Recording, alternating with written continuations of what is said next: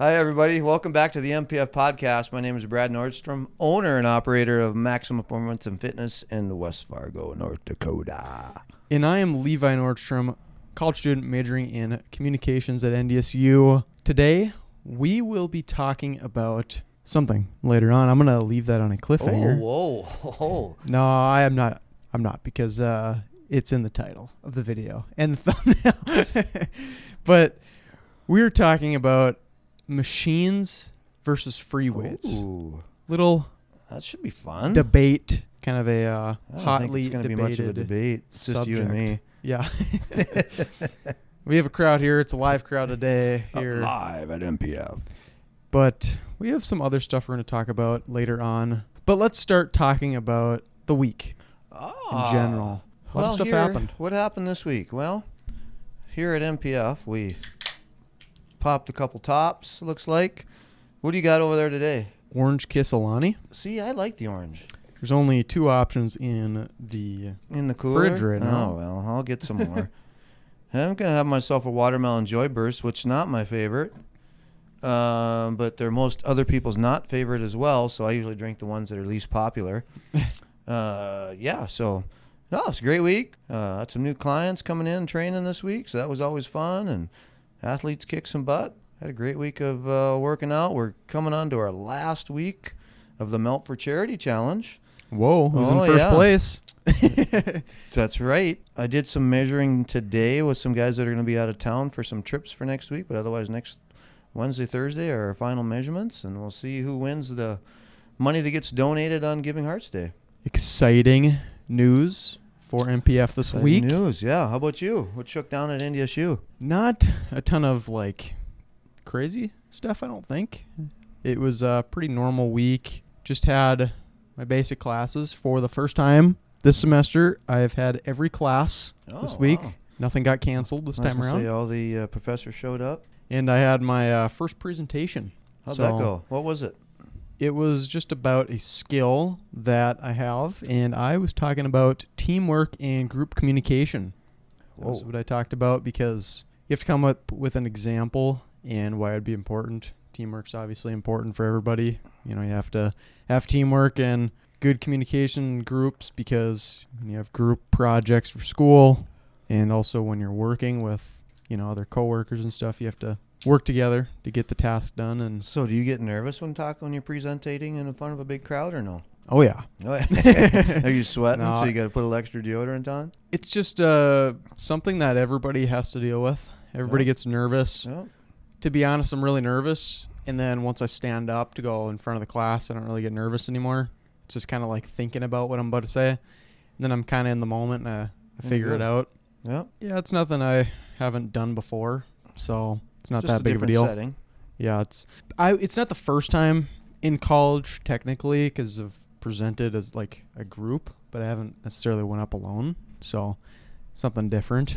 Yeah, for sure. Yeah, but the reason I talked about teamwork was because of my radio show. Oh yeah, how's that radio show going? Shout it out one more time here. Our radio show, 3 to 4 on Wednesdays, and talk about football, of course.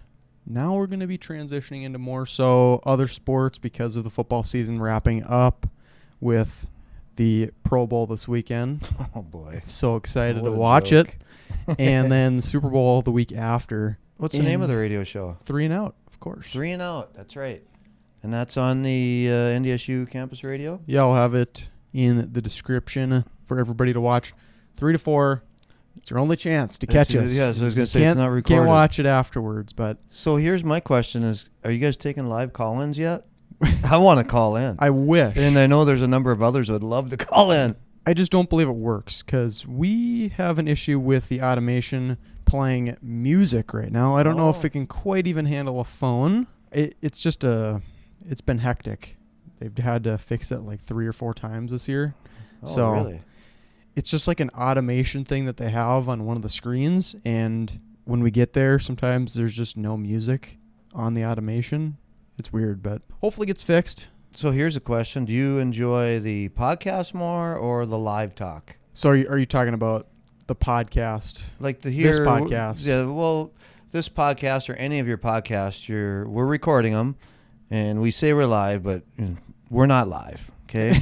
We're not live. When you're on the radio, you're live, and there's no editing.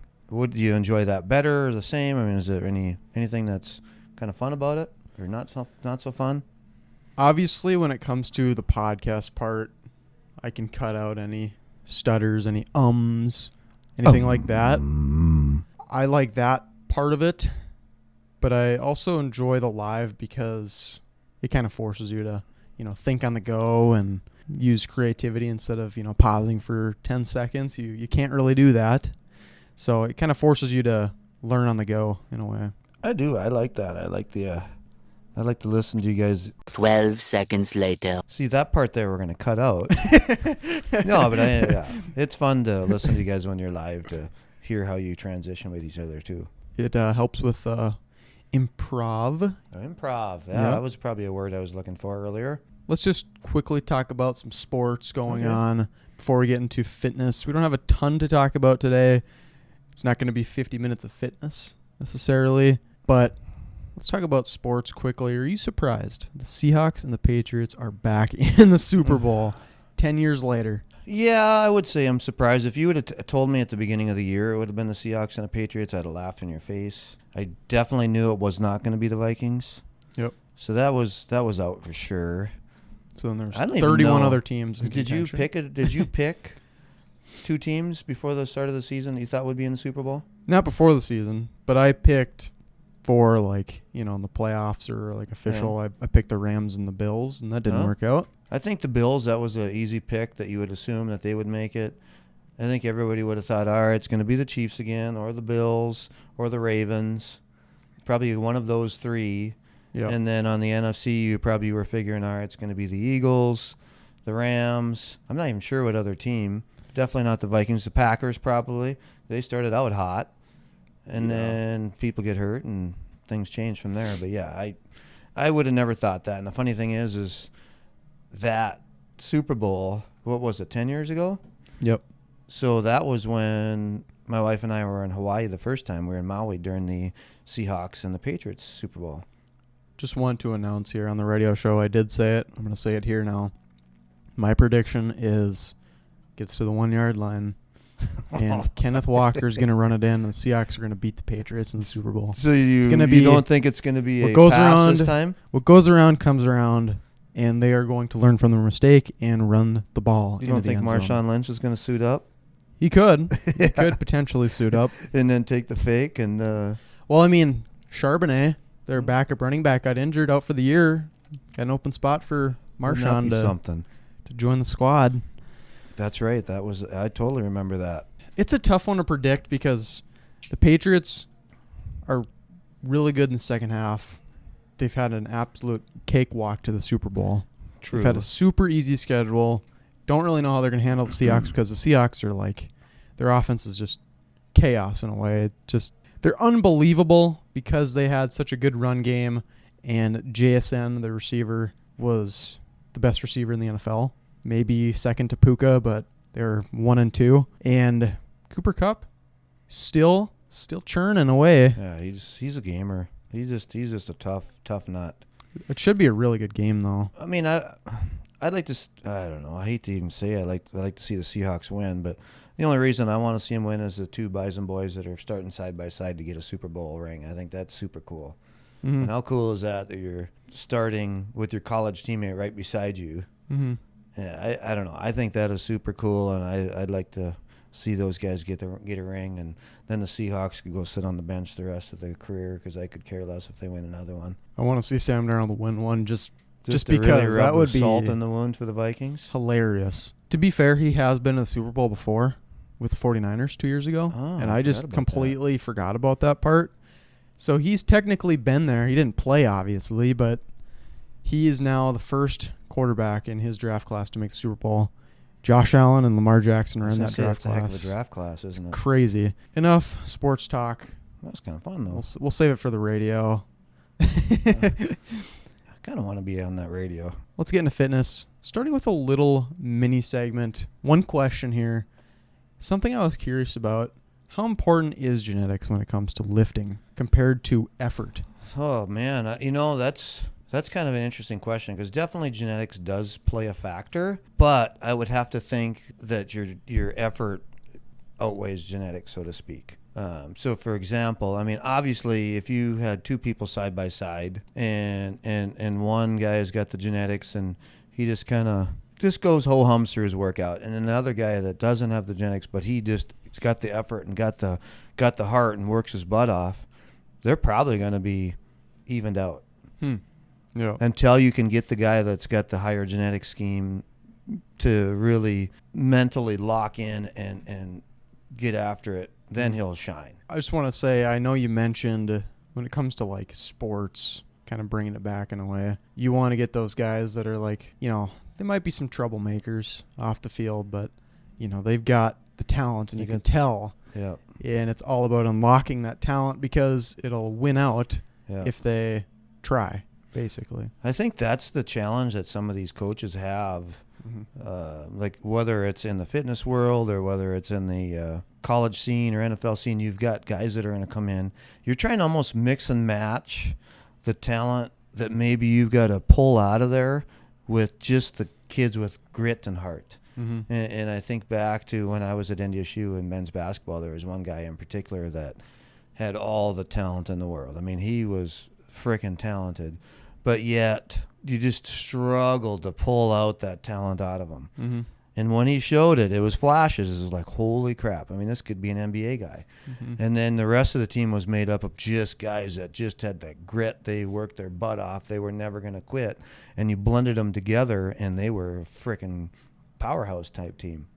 It's a tough question because it's obvious that the genetics will always win out if they're trying, but a lot of people just don't give that level of effort. Yeah, that's the hard part is, getting that person to really pull everything out of them. And that's no different than in the gym too, because, I see it too, and I know that somebody can push harder, whether it's cardio or strength or whatnot, where you really do gotta give her. You gotta go hard, and I always say you're gonna get out of it what you put into it, period. With the NFL Combine kind of on the way, we see people running like 4.3s. I never ran relatively even close to 4.3, 4.4, 4.5. How do people get to that level where they're just like getting even in that range? I don't even understand how that works. We're like maybe people have 40-inch verticals or, just 11-foot broad jumps, like crazy freak athletes. How is that even possible? Well, their muscle fibers are different. I mean, they've got more fast twitch muscle fibers. So they're what we would call twitchy. Like the jumpers. I mean, they can, if you watch them when they do their vertical jump, they can drop down fast and explode up just like that. Yeah. So they're what you'd call twitchy. And then as far as the speed side of it, it's the same thing. You're putting a force into the ground, and then that force is propelling you forward. And these guys just have, they can put so much force in, and they can get that rebound, and then they can turn that leg faster and boom, hit the ground and go. And it's, you watch the best go, and it's unbelievable. Is this something that you're just born with, or can you over time? You can definitely improve it. Like, once again, if you've got two people side by side and one's got both the genetic freak and he's got the will to win, I mean, that guy's gonna win all the time. Yeah. But that doesn't happen. It happens not that often, I should say. Obviously, when you get to that level, it's going to happen more often than it does in high school and college. But you can definitely improve technique as far as sprinting and jumping, the same thing. I mean, these guys that are doing that too, they're freaking strong. Yeah. Pound for pound, they are strong. And so it's like anything. You got to get stronger. You got to work on the technique, whether you're sprinting, whether you're jumping, then they're going to get faster. Yeah, there's definitely a certain point where you're going to max out. I mean, just think of Usain Bolt. I mean, what did he run for a 100-meter dash? Like a 9.5 something. Yep. I don't think anybody's been close to that. And, 9.7s, I don't think anybody's been in the 9.6s. And it's like, how did that guy do it? What was he, 6'4"? I mean, the guy was tall. Yeah, just a super long strider, but probably. He could put that force into the ground, and he just, that leg turnover was so fast, and it's like unreal. He was a genetic freak. And then if you combine the just the genetic freak, the people that have that ability with proper technique. Yeah. Are those the people that get into the 4.3s? I feel like if you have these people with that different type of muscle fiber, are they like your 4 or 5 guys? Like, to get to that next level, do you have to have that proper form in order to kind of achieve those like record-breaking type I definitely. runs? Yeah, you have to be perfect. I mean, if you were to talk to those guys, I mean, they know exactly how many steps they're getting in for that 40 yards, even the 100 meters. I mean, they know their steps. They count them, and they might try to get a half more step or whatnot. I mean, they just know that, and that fast turnover like we talked about, and the ability to put the force into the ground. Now, could you take a 4.5 guy and make him a 4.3 guy? Yeah, I don't know about that, but you could probably get him a 4.4 guy. Yeah. And then you can take the 4.4 guy to a 4.3 guy more than likely. If you can get to 4.49, like just a little under, it always looks so much better to everybody. And I always kind of get curious about like the combine. Everybody always makes a big deal about straight ahead speed and whatnot. Well, how often does that really happen? I mean, it's really it's really about how well and how fast you can change direction. For me, what I have taken away from is the best route runners in the NFL. Like, the best route runners are typically your best receivers. It's not often anymore where the contested catch guy is kind of like the top dog, because they've got these lengthy corners now, these big hard-hitting safeties. I look for the best route runners, and I rate them the highest because, like you said, the straight line speed's not really the thing anymore. Like, Deshaun Jackson had that. But now we've got like Justin Jefferson. He's not a 4.3 guy. He's, I believe, low 4.4s. Something like that, but that doesn't really matter. He's got the route running skills. Right. If he can gain that separation, you got to get some separation. So I look for the best route runners, and that's the most important to me. Which, if you look at their agility times, are probably better too. Or like Amon-Ra St. Brown, he knows how to separate. He was like 4.55, like really slow compared to other NFL receivers. He just had a really good like agility score or whatever, 86 percentile burst score, 38.5-inch vertical jump. He just didn't have like that top end speed. It gets to the point where I just don't really care anymore about that stuff. Like, I think they use it as a guideline per se, the speed, and then they're going to look. You're right. They're going to look at their change of direction and then watch them run routes. Because I don't think in the NFL, for the most part, I mean, position coaches are coaching, but I don't think they are coaching a lot of technique on route running. I think it's which route they're supposed to do. I think they're expecting, it's an expectation that you're coming in from college with good coaching. And that's where I honestly think some of these guys over the number of years that NDSU's had guys get drafted in the last, 15 years, I think they've got the reputation that these guys are very well coached. Yeah. The hardest argument for me is like the quarterbacks from NDSU. They've got one of the best quarterback coaches in Randy Hedberg. He's not the coach anymore because he retired, but how come that didn't work out? That's where I get confused. But look at how many quarterbacks are actually successful in the NFL. Yeah. And it's really a real small number. Mm-hmm. So and that's what I wouldn't, it's hard to, I mean, holy man, I can't even imagine the microscope over top of you when you're a quarterback and the stress. And there's hardly any of them that are really extremely successful.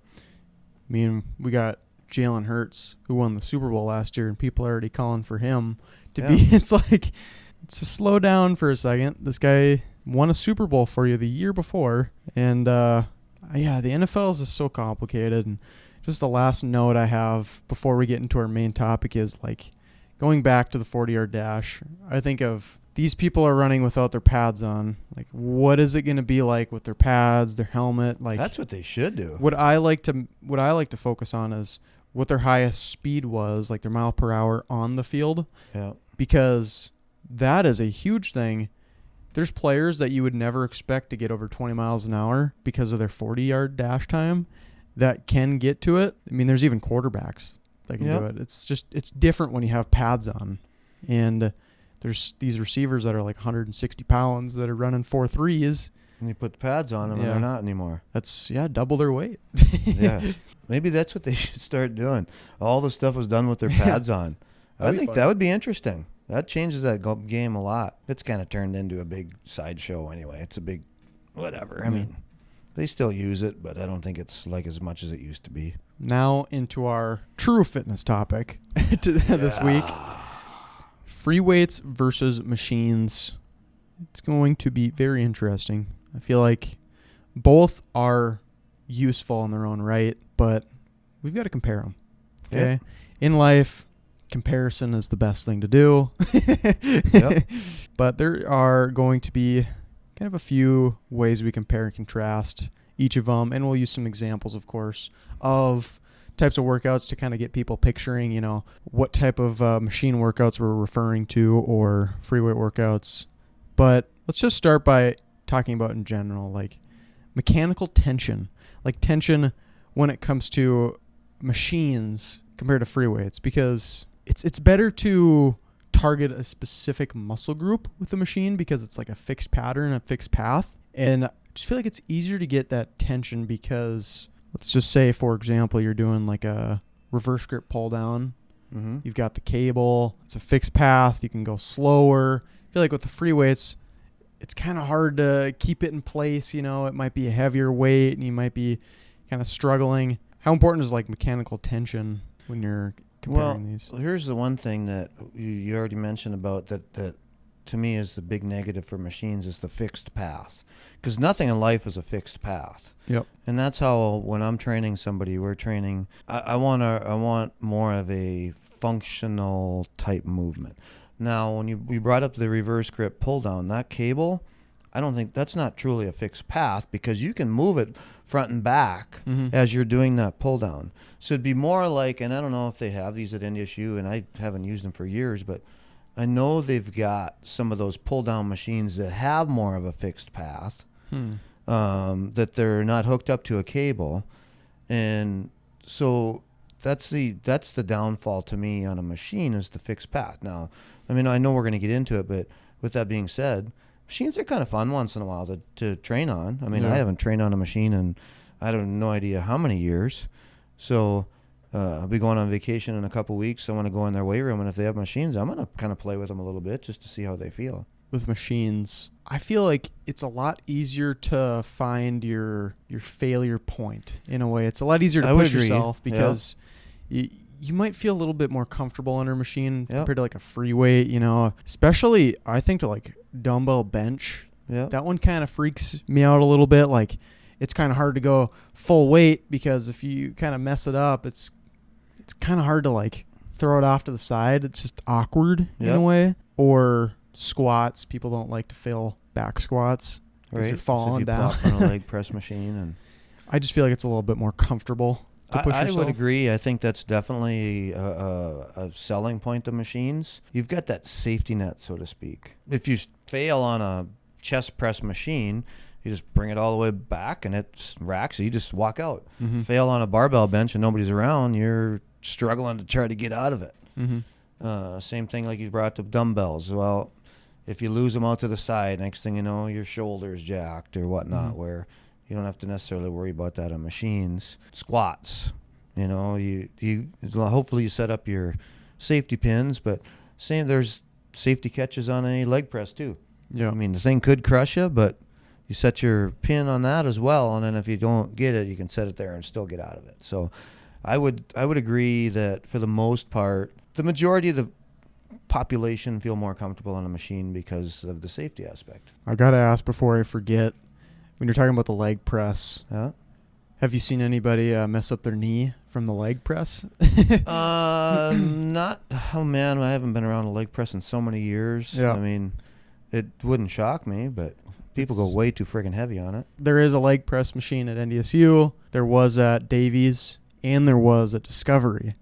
So I never seen anybody like truly mess it up because I feel like everybody knows. You know, everybody's like, you know, I don't want this to happen to me. I've seen it on TikTok. But that's a little concern about machines. They're not, you know, they're not perfect, right? There's definitely ways to mess up or, you know, use improper form It's not like the perfect thing. That's why free weights are important. You've talked about already like how it's easy to transfer to like real life situations and sports. So let's just dive into like the case for free weights. Okay.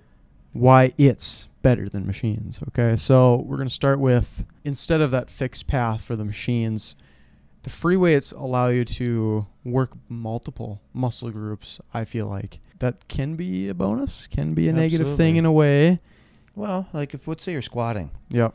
I mean, you're using your whole darn body to squat. Yeah, you're not really using your chest, but I mean, you have to brace. You're using your abs. You're using your glutes, your hamstrings, everything's working. I mean, you're kind of using your chest, like you want to keep your chest tall. True. So you're not. I mean, it's a full body workout where you don't necessarily get that on a leg press or a hack squat, where you really don't have a whole lot of upper body. You still got to brace, but you're using a lot more muscles and stabilizers on free weights for sure. Coordination. That is a fact, and I think that goes back to our functional strength. That's important for all of us. And you're not going to get that coordination on a leg extension type machine or just a straight bicep curl type machine. So and we'll talk about it at the end, but I'm not saying they're bad machines. I'm just saying that the free weight movements are superior. Yeah, when it comes to like the free weights, if you already kind of know what you're doing, you probably should use the free weights. It's probably the better option. You know, we haven't made a decision yet. You know, we're really thinking about it here, but I think the audience knows what our decision is. Well, free weights are just the more obvious thing because that's kind of what I guess we're both used to now. I mean, right. I've never really had to deal with machines. I mean, I have, I guess, at like Davies and Discovery, but the coordination factor is important. You kind of just get a better feel for things, and it's more realistic. Transfers well to sports. Kind of goes into that part where it's better to build those muscles with the free weights because you can target multiple muscle groups. You can target the small little muscles that you might not be able to target with the machines. Yep, multiple planes of movement, which you're not going to get on a machine as well. How does the free weights kind of help you with real life? I mean, sports is kind of an easy one. Yeah, sports is easy, and for real life, I mean, just think about, you go to the grocery store, you're carrying bags of groceries, you're in the garage, you're working in the garage, you got to get on a step ladder, you got to go up and pull stuff off the shelf. I mean, all of those movements become not only easier, some, the older folks right out, that are listening right now, gaining that strength. I mean, for us, we don't even think about it. Well, that's everyday life. We should be able to do that. Well, as we get older, it gets harder to do some of these daily activities. But if you keep your strength up, and we're using free weights, it's working the multiple planes of movement, now those daily activities have gotten easier to do. So grabbing a bin off the top shelf on a ladder and pulling that down, you've got your overhead press, you got to pull it down. You might do some type of a deadlift type movement into a squat type movement or a step up type movement. You're doing all of that to get all that box off the shelf. And if you're trained that way, it's going to be way easier to do. Speaking of the box, I'm thinking outside the box here.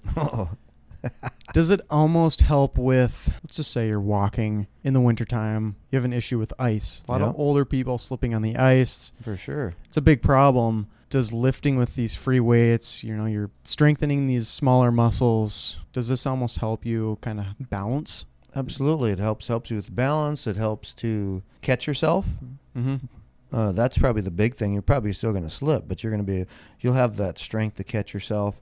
And we'll do balance stuff in here as well. We've got some we call them, they're called slack blocks that we balance on. And fun game, by the way. They're fun. Play catch with a ball against the wall on a slack block. And if you don't have that, you can go barefoot, stand on a pillow, and just one leg up and hold that for a certain amount of time. You could have somebody throw a ball at you to work on your balance. Or you could use a foam roller and play like the log rolling game. There you go. Yeah, right. Might be a little more dangerous. Yeah, probably should stay off of that. But yeah, so that part of it is very important as we progress in age, is keeping that strength up and utilizing those free weights to work on those stabilizing muscles as well. This is completely off topic, but I was just thinking about the tires that you have here. Yeah. Have you ever tried to roll them with people in them? Like, Like I've grown-ups. seen some kids do it, and I was like, what in the heck? I had to put the kibosh on that in a hurry. I'm like, what are you guys doing? All of a sudden they're rolling, and there's a kid inside of it, and they're going down I think we were outside in the turf. And so, yeah, I've not done it with adults. I could see a few people doing that for sure. Yep. Then they get out and puke. Kind of mentioned the sports side of things. I mean, it's pretty obvious. Squat, bench press, deadlift. Got to work those legs so they can churn when you're in the pile. Absolutely. Push the pile. Progressive overload. How about that when it comes to free weights compared to machines? I mean, you can progressively overload both of them. I mean, you're going to, like I said, to me, it comes down to, I'm not a big fan of the fixed pass for the majority of the time. So does it mean it's all wrong? You should never, ever do a machine? Absolutely not. I'm not saying that. Because there's times where I kind of wish we had some of these machines. They're fun to play with, and they work really well. Your dumbbells and barbells and cables, they're all superior for sure. And you can progressively overload any of them. This is another big factor here. It's cheap and accessible, not only for people that have, that want to work out at home, but also for businesses, right? Yeah. It's cheaper to purchase these free weights compared to like a whole machine. Well, yeah, if you go down to and take a look down here, I mean, the little area of cardio machines we have probably cost more than all the dumbbells and cable machines that we have. Yeah. Cable machines get a little expensive, but that you can do so much with them that it's exactly what I want them for, and for how I like to train. I mean, it's a no-brainer. I mean, the cable machines is the only machine we have, and I really don't call them true machines. Cables are totally different than that fixed cambered type movement. Yeah, man, I couldn't even tell you the last time I trained on a machine. It's probably been 15 years at least. Yeah, those cable machines are so good because, I mean, I even think to NDSU how there's so many of those attachments. Yeah. There's like a little area for them. We got like the V-bar. Yeah. I mean, all the bars, of course. The rope. So many of them. It's just, there's so many things you can do. And, gosh, I don't know what it's called, but it's some sort of bar for the pull down that like a ton of people use, and I have never seen it before. It's got like handles to where you can have a neutral grip. Yep. So it's like a neutral grip pull down. Yeah, it's just because I'm used to the V-bar, you're in tight, and then that one then they rotate. It doesn't rotate. It's just it's just a wide. Yeah. It's just a wider. You have to try it. It's kind of fun. Yeah, I've never seen it before. I don't even know. You don't have it here, right? I have one. Oh, okay. That one we have, it's an older one, and the handles rotate. Mm. And then I know it when you're talking about. And then there's another one that's a pull down attachment that has handles 3 different positions. So you can go a little wider, you can go neutral grip, and you can even go closer. Yeah, they're fun. I was shocked. Like, it's every time we're in there, there's somebody using one.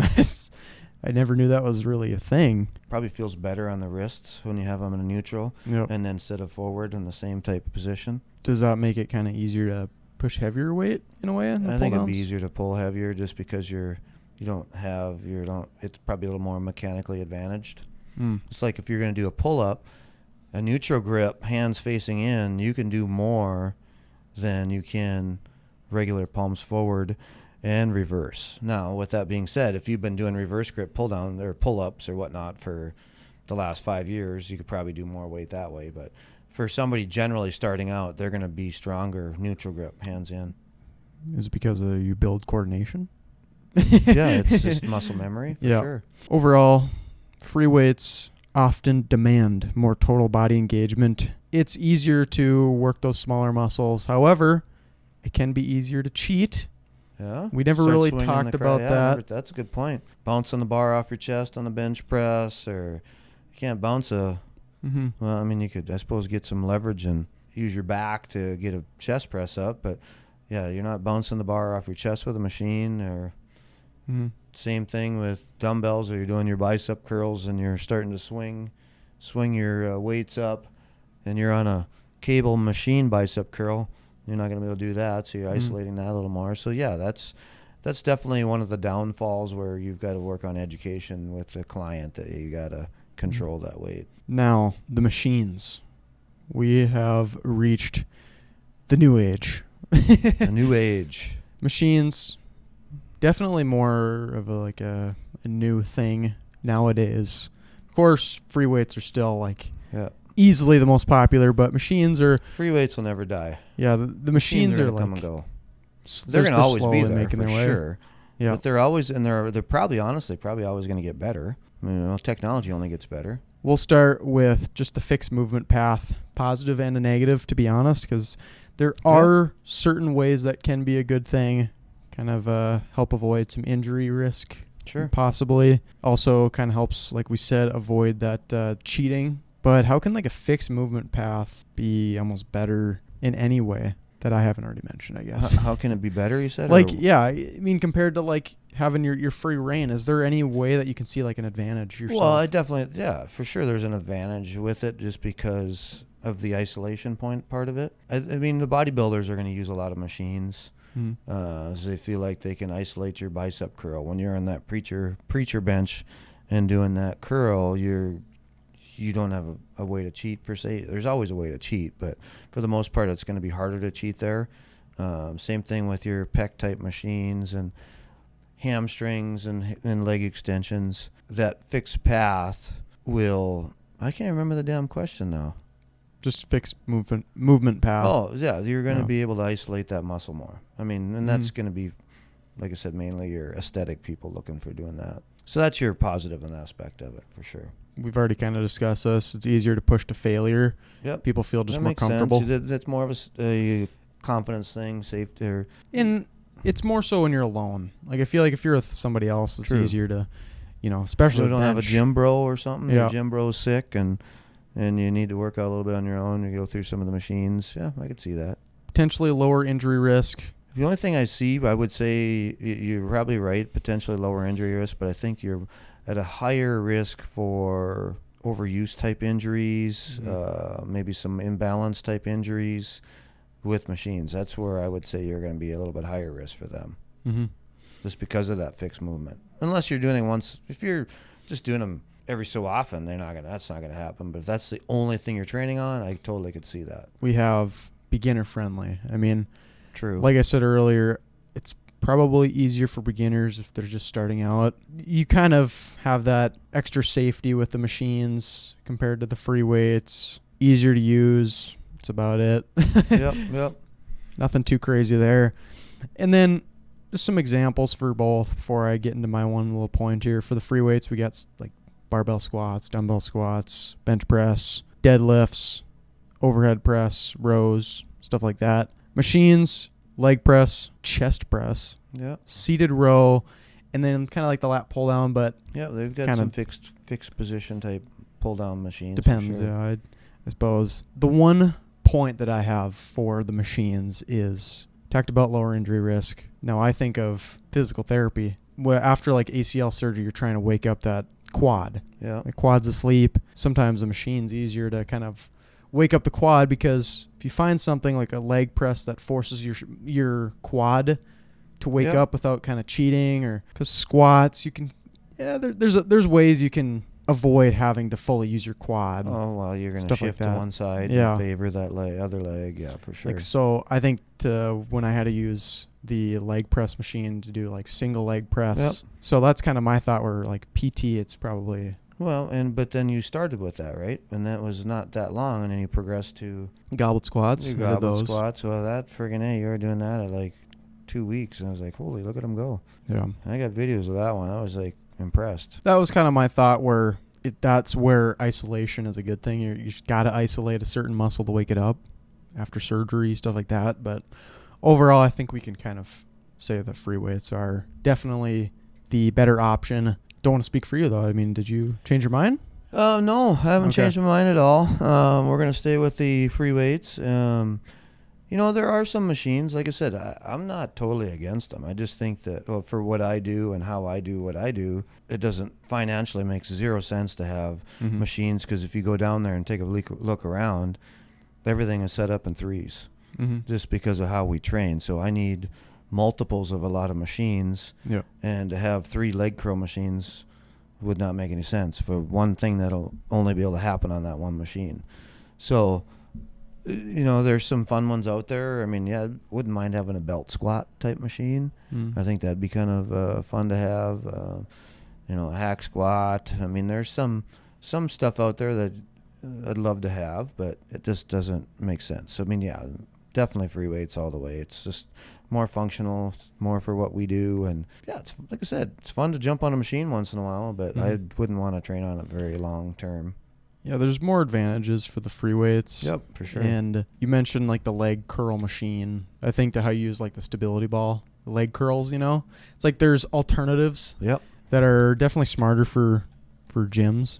But yeah, overall, machines are not quite on that same level, but there are some advantages to it. For sure. Before we get into our new segment, the quote of the week, wanted to quickly mention ways that you can progress when lifting, because I feel like a lot of people think there's only a few ways where you can really progress, like increasing your weight.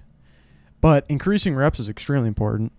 Instead of only doing like 3 or 5 reps, John and I are here doing 10 reps back squat, and we're complaining, and we're like, why can't we do 5 reps, stuff like that? But you know what, like the first few weeks, it's extremely important to do like your higher reps. It kind of just gets you sore, gets you moving in a way.